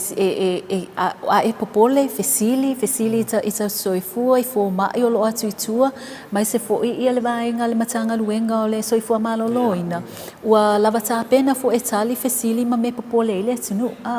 Pa o te whautua e tui pe a maua le avanoa. Ono o tātou matua le wha moe ile pui ngol whanau e lalo ma le sfulu valu tau sanga. Ia ole fsoswani atu lea ona ole pupu ole taimi. Ia e mawhai foi ona a eses fia mamalama lai iai le toll free phone. A numera ale matanga lueno soifua maloloina. Ia e so ta ai e mawhai foi o te losos forma e foi e mawhai na talia foi fesili nei. Ia e mawhai foi ona talanoe sos forma ai. Ia po soifua e wha mamalama atu ni me o le manino foi i le mawhauwhaunga a tangata i tō atasi. Ia te au e sel tā wal tui. O mai te i o mai le wha mai. A o la ua tato lava tā pena, ua mawhai fo e lo tino ngata tali, ua experience e lo immunity le siama. Ma o leo mawhai na tali atu i se tali vami. Na i lo o le ai o se tui. Ai te iwa ta experiencing ale siama. Ia ona whaale tonu wai lea a wai ese umamalo si anga o tātou e tā wai maneme o siama. Ia, le whaafonga rea tunu, lea o sau no manino, whai lo tui pui. E sta mai ini ia, e le se mai njeli. ai au foi no uma foi no tu ia wa no fa pe o le vai nga le mo le mai o le ngungu ai la ka kui e la ki de ga le pensa ale va e ke la ngungu le o ma kui o la le ai pe ko solo la e fe wa lo ngo binga e le ai a fa e mo nga se ngungu nga ma fa ya kui e le a fa ga wa nga singa mai na ke kia ai ta ua fa ta no nga le ja fa te tele pina fa manuela tu le ta to fa nga le ngai ta to la mo mto tu ya ma se fo fa ngai manga le nga ya se tempo ta to fe la le lumana i ta to por kalame ya fa ya sta ta ma lo ya to ta di mai yo no fa mai ai na lo ta to por kalame o le Maleifua Mai.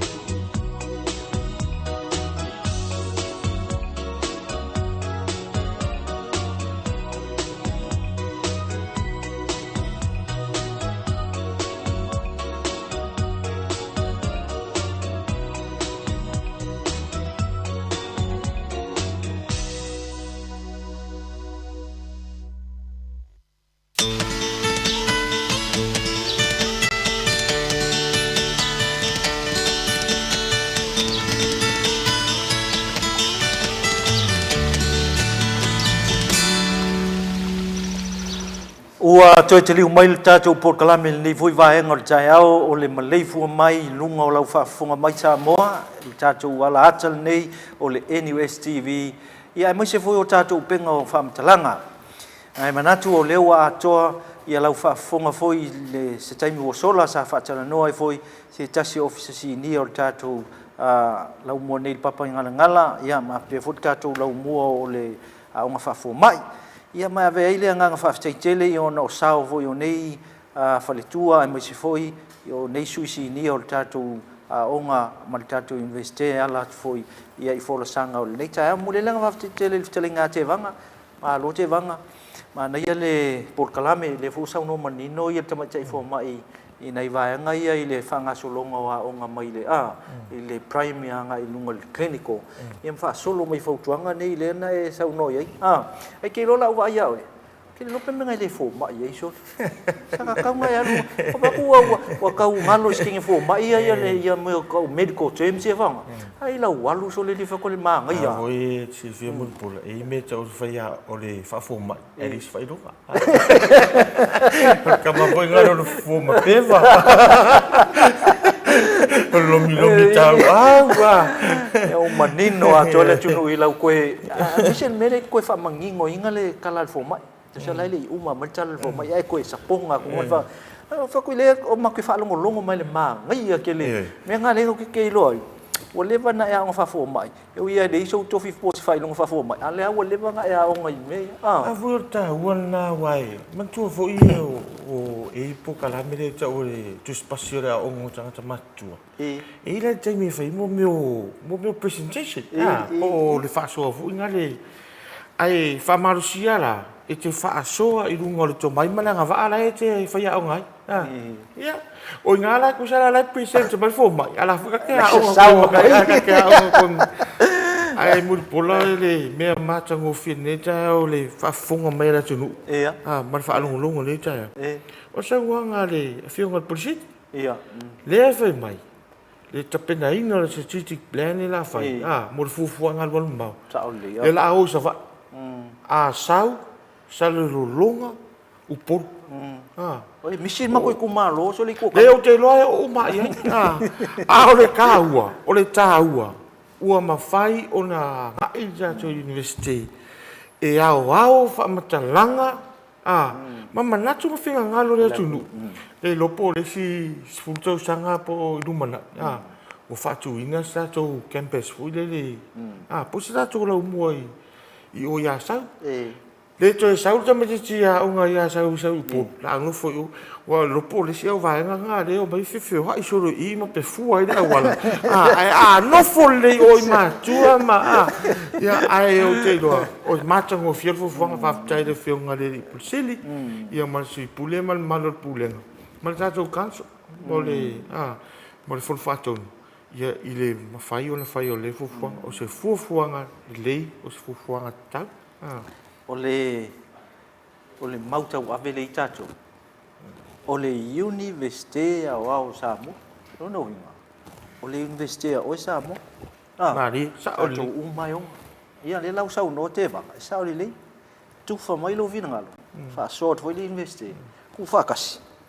ia nga sanga o ale tato universite ia wa e me ngai pe pito i la lo universite o Samoa ia au Samoa longo winga po fea le piko vo inga le ia longo winga ia su wala malama o le malama la o le ata mai e fai ai se ngā luenga tala fea ngai ma ia manuera tulu ai le o se ata mai e fai me varia solo ai vai fa funga le tulu mo le mai alo fanga o le sunga ia tauvanga va ai me se foi stringa soalo ia o tafi maia ia va pe foi ia feif ma lau fainga luenga ia me se foi tene o tele mai lau to tanga luenga lo fa tele mai i telinga te vanga mal Port-Kalame nei tai au fai mai la to mau te vanga o te vanga o se tangata i le fainga tauna i loa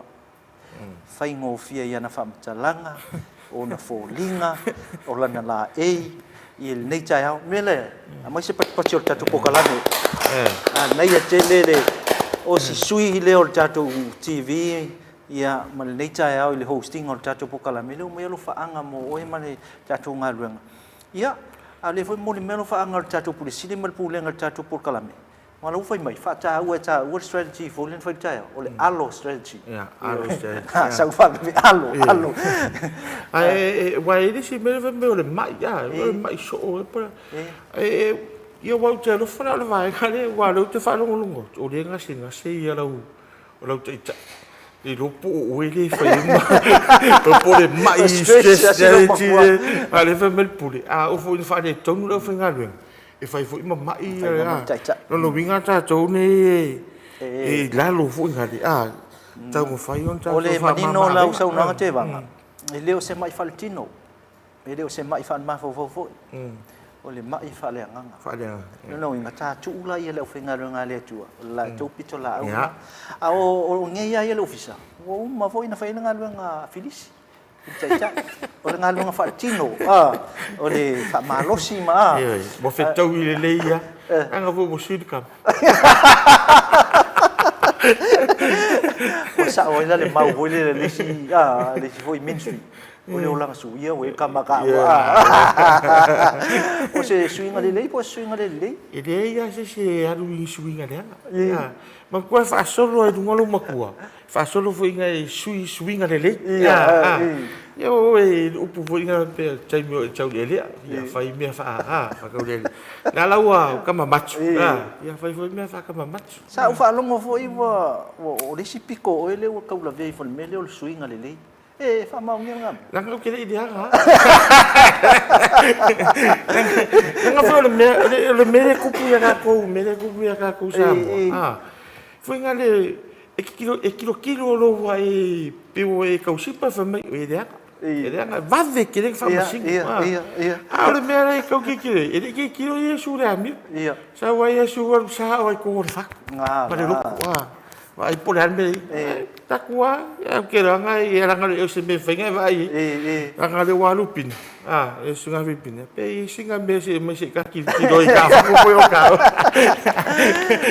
sa fa fonga le tunu ya o kala la va ta te ta die ni ta ya mo ya sa oi tala fa finge on ai mali e o ta ya e fai ya ma to e ma fai wai foi port kalame e mana tuar tato port kalame ia el tato sponsor de fionga ya la ulu ma le foi ngal vengal vai ngal bookshop ia de fionga ya cafe mali e mi foi ka ko kam sa le le sha mangi foi da ko oi le ka le o ale ni ya